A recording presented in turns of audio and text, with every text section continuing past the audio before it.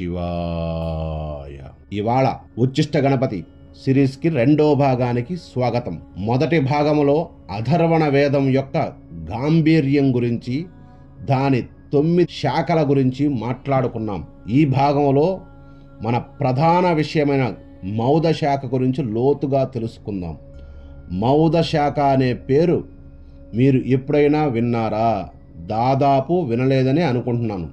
ఎందుకంటే ఈ శాఖ గురించి ప్రచురితమైన గ్రంథాలలో దాదాపుగా ప్రస్తావన లేదు, ఉండదు కూడా. కొన్ని అరుదైన తాంత్రిక గ్రంథాలు మాత్రమే అది సూచన మాత్రకంగా ఈ శాఖ పేరు కనిపిస్తుంది. చరణ వ్యూహం వంటి కొన్ని ప్రాచీన గ్రంథాల్లో అథర్వణ శాఖల జాబితాను ఇస్తూ మౌద శాఖ గురించి ఒక పంక్తి మాత్రమే ఉంటుంది, అంతే.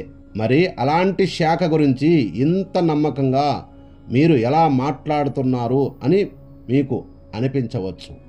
దీనికి సమాధానం ఒక్కటే: గురు పరంపర.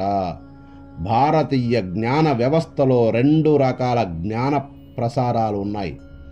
ఒకటి గ్రంథ పరంపర, అంటే రాతల్లో ఉన్నది, ముద్రణలో ఉన్నది, బహిరంగ అందరికీ అందుబాటులో ఉన్నది. ఇది లిఖిత పరంపర. రెండవది గురు పరంపర. ఇది గురువు నుంచి శిష్యునికి, శిష్యుడి నుంచి మరో శిష్యునికి నోటి ద్వారా, దీక్ష ద్వారా, అనుభవం ద్వారా తరం నుంచి తరానికి సంక్రమిస్తూ వచ్చిన జ్ఞానం. మన పూర్వీకులు ఈ రెండింటినీ సమాన ప్రామాణికత ఇచ్చి ఉన్నారు. కొన్ని విద్యలు లిఖితంగా భద్రపరిచారు, మరికొన్ని విద్యలను శృత పరంపరలో కాపాడారు. మౌద శాఖ ఈ 2వ విధానంలో మాత్రమే నిలిచి ఉంది. ఈ శాఖ యొక్క గ్రంథాలు లుప్తమైన దాని జ్ఞానం గురువు ముఖత్వ సజీవంగా నిలిచిపోయి ఉందని గ్రహించండి సాధకులారా. ఇప్పుడు మౌద శాఖ ఎందుకు ఇంత గోప్యంగా మారిపోయింది అని ఆలోచిస్తే దీనికి అనేక కారణాలు ఉన్నాయి. మొదటి కారణం, ఈ శాఖలోని విద్యలు అత్యంత శక్తివంతమైనవి. అర్హత లేని వ్యక్తుల చేతుల్లో పడితే అవి దుర్వినియోగమయ్యే అవకాశం ఎక్కువ ఉంది. మంచి కత్తిని ఒక శస్త్ర వైద్యుడికి ఇస్తే ప్రాణాలు రక్షిస్తుంది. అదే కత్తిని ఒక హంతకుడి చేతికిస్తే ప్రాణాలు తీస్తుంది. కత్తి ఒకటే, కానీ దాని ప్రయోజనం, ఉపయోగం ఉపయోగించే వ్యక్తిని బట్టి మారుతుంది. మౌద శాఖలో విద్యలు అలాంటివి.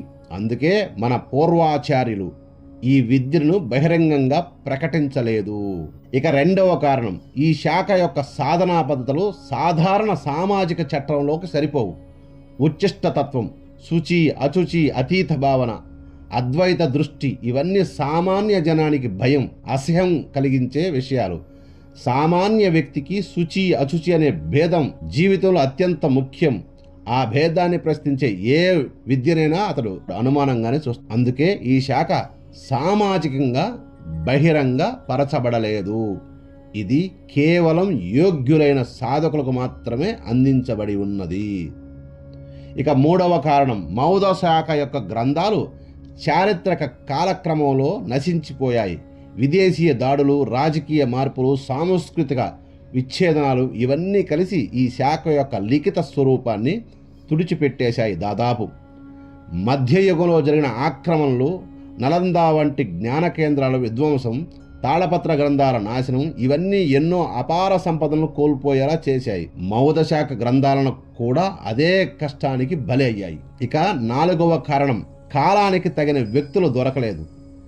ఏ విద్య అయినా దాన్ని స్వీకరించడానికి, దానిని కాపాడడానికి, దాన్ని తరువాత తరానికి అందించడానికి యోగ్యులైన వ్యక్తులు అవసరం. తరానికి ఆ యోగ్యత తగ్గుతూ వచ్చింది. అందుకే ఈ శాఖ క్రమంగా సంకుచితమైపోయింది. కానీ నిజంగా ఆశ్చర్యకరమైన విషయం ఏమిటంటే ఈ శాఖ పూర్తిగా అంతరించిపోలేదు.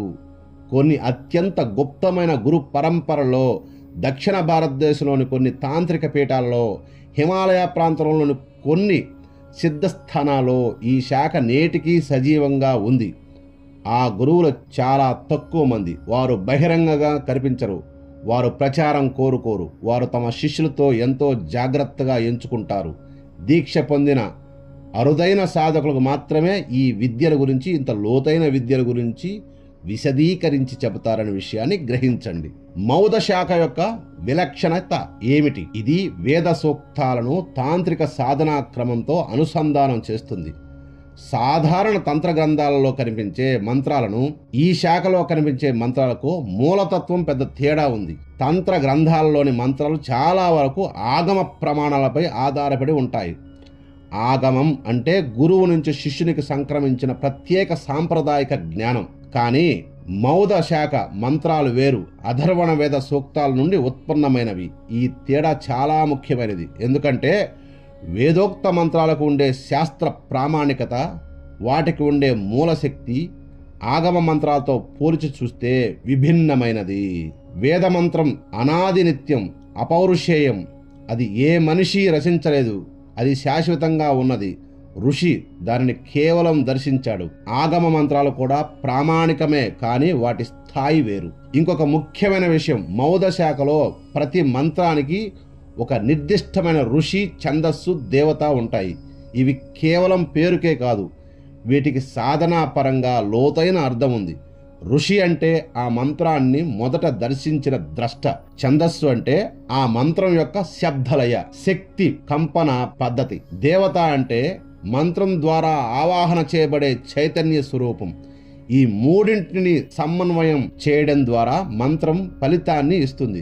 ఋషిని స్మరించకుండా మంత్రం ఉచ్చరిస్తే ఆ మంత్రం యొక్క మూల చైతన్యం ఉన్నటువంటి సంబంధం ఏర్పడదు. ఛందస్సును గుర్తెరంకోకుండా జపిస్తే ఆ మంత్రం యొక్క శక్తి ప్రకంపనం సరిగ్గా ఉత్పన్నం కాదు.